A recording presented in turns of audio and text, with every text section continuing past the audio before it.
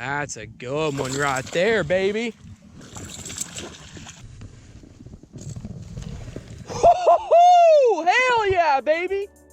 Hey everyone, welcome back to another episode of Fishing with James. Now, as you can see from the first clip in this video, I caught a really big fish, and I'm excited to show you guys. But before we do that, I want to tell you a little bit about the big sale that is going on at Carl's Bait and Tackle right now through July 12th. You can save up to 50% off of the lures and other products on Carl's. And in fact, the lure that I caught that big fish on is on sale right now on Carl's. And again, this is a huge sale. A lot of the products, you can get some soft plastics on there for like $3 a pack. You can get hard baits for like $4 or $5. So if you are interested in that sale and you want to get stocked up on some lures for summertime and fall bass fishing, make sure to go check out the links that I've left in the very top of the description and in the pinned comment down below. So I want to say thanks again to Carl's Bait and Tackle for sponsoring this video. And with that out of the way, let's get into the fishing.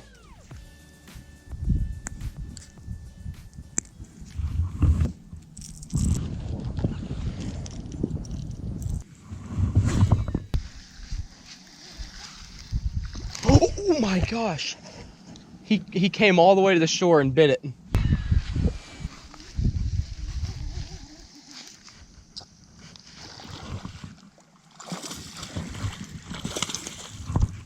There he is.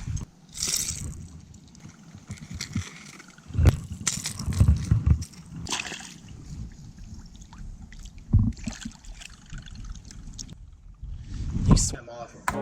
All right, pause. So I'm gonna try not to cut in very often, but I do want to give you guys a little bit of an explanation because I did a pretty poor job explaining kind of what I was doing in this video, and I want to give you some insight as to what made me choose the lures I was throwing and why they were working. So I'll go more in depth on this at the very end of the video after all the fishing, for those of you who want to know my thought process as to why I was choosing the lures I was. But I'm gonna give you a very concise summary right now. So as you can see, I tied on this kind of medium to deep diving red crankbait. This pond used to be super clear, grass all the way across the pond. The day I went fishing out there, it was really muddy and there was almost no grass at all. So I decided that that red medium to deep diving crankbait might work really well, and it might can draw some of those fish in because they're so used to clear water. Something that vibrates might be a little bit better. And again, for me, red has always been a pretty good color in stained the muddy water. So that's why I threw that on. I didn't give an explanation at all whenever I switched off of that. I switched over to a square bill crankbait, and then I started picking up a little bit of grass. And then from there, I made the decision to switch to the Guggen Squad clutch in Sriracha Craw color. And that is where this next clip is gonna start. I'm gonna try not to cut in again like this, but I had to give you some explanation because I wanted you to know why I was catching fish and why it was working.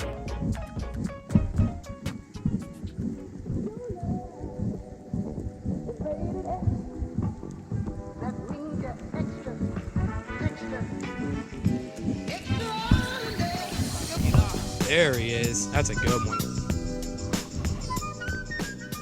That's a good one right there, baby. That's a freaking pig.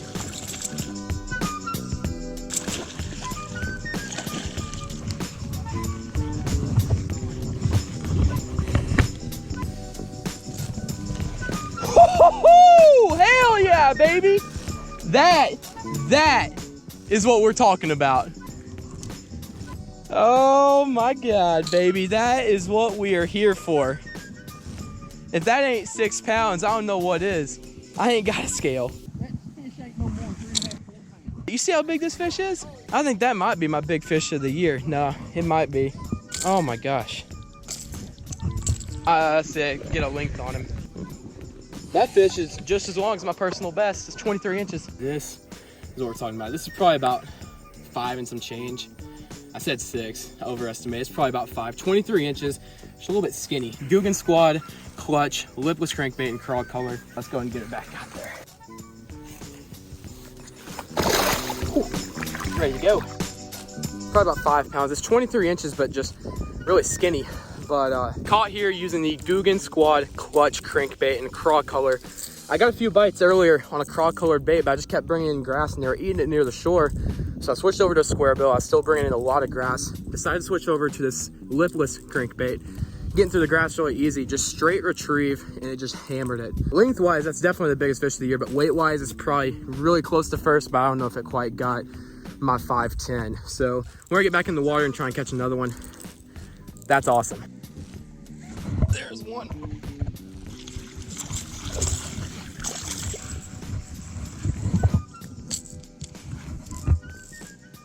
Number 4 on the clutch. Which all I'm doing is just straight retrieve, ripping it through grass when I get to it, and those fish are just hammering it. I think this color has a lot to do with it. And you got the rattles in there too, really loud. That's a fish.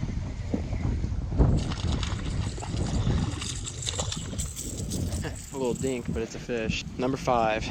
It's about what 70% of the fish in here are. They're just dinks. And occasionally you'll run into one of those just absolute mondos from like earlier. My first ever true personal best came out of here way back in 2018.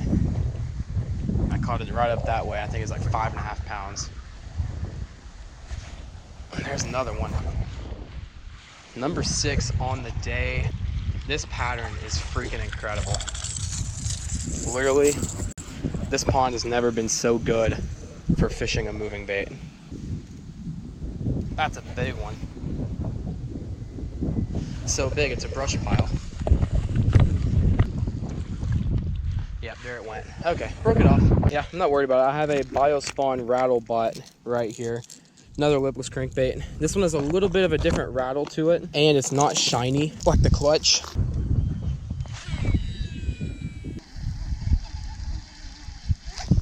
Got him that time. Good one. Another good one. Another good one. Not quite as big as the other one. Oh. But that's not even a good one. He just fought really hard. Probably about 2 pounds or so. We'll take him. There's another one.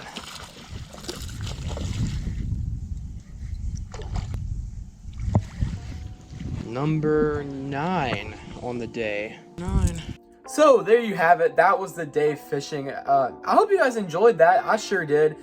It's great to get on another good fish. So far this year, 2021, is shaping up to be my best year fishing yet. Now, if I can just catch like an 8-pounder, break my personal best, that'll set it in stone. It'll be a great year. But before I close off this video, I want to talk a little bit about how I was catching those fish and why it was working. I hit on it a little bit earlier, but I want to go really in depth. So if you want to stick around and learn a little bit about, why I was doing what I was doing, here we go. So as I mentioned earlier, I'm gonna drop screenshots now. That pond for the last few years has been the clearest pond I've ever fished. You could see like 5-6 feet down in some spots.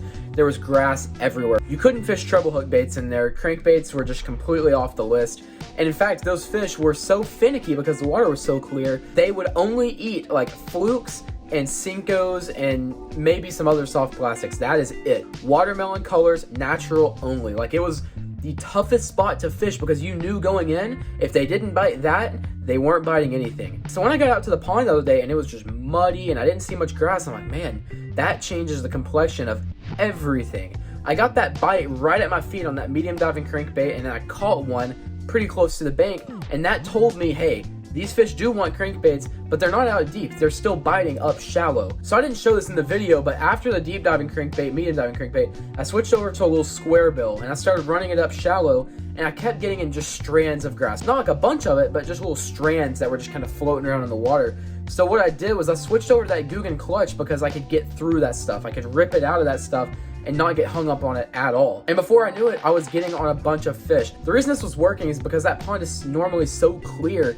The fact that it got super muddy and there wasn't a lot of grass, those fish were holding to whatever grass was left in that pond. I'm pretty sure the owner sprayed the pond or something to get rid of a lot of the grass, which is why it's muddy now, which is why there's not much grass. So whatever grass there was left in there, because there is some still out there in some spots, that's where those fish were, and that's where you had to throw. Throwing something really loud like a lipless crankbait really did the job, because in that muddy water, those fish are using that sense of vibration and movement to target their prey. So throwing the lipless crankbait absolutely perfect. I saw multiple fish in there that had crawfish antennas sticking out of their throats, so red was the perfect color. It was literally a perfect storm. I threw other lipless crankbaits out there as well just to see, like, other colors. Didn't get near as many bites. So it just goes to show you I got on a perfect pattern and managed to catch a really good fish out of it. Also, I know you've probably been seeing this in the background this whole time. If you have not been keeping up with me on my Instagram, which you should, go follow it, Fishing with James on Instagram. The link will be in the description as well.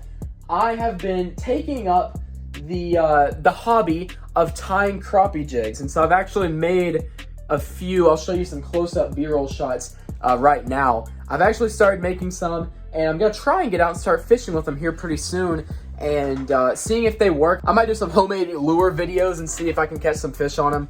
And eventually I'm gonna start taking color suggestions from you guys in my Instagram live streams.